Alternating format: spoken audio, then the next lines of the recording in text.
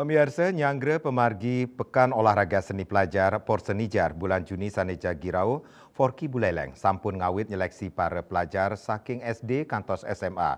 Keuningin satak siadasa siki diri ngemiletin kompetisi inucap mangdene sida nuju seleksi Porsenijar.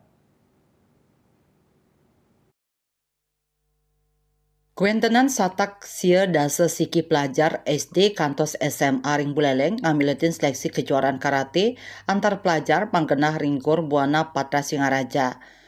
Para karateka sani unggul ring kejuaraan inucap pacang laksana yang seleksi selantur nyani nuju Porsenijar Juni Sani Cakirau.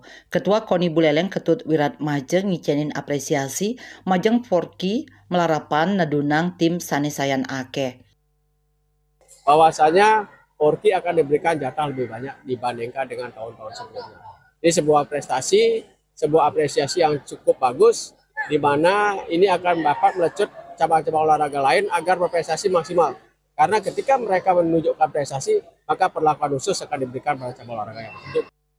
Ketua Forki Buleleng Dr. Ketut Putra Sedana Mausang, ring kejuaraan karate Sani Raja Kemargiang ring Buleleng, wantah mata tujon ngererah atlet-atlet potensial saha madwe prestasi antuk ngangganin Buleleng ring Porjar Uyadin acara Sani Lianan.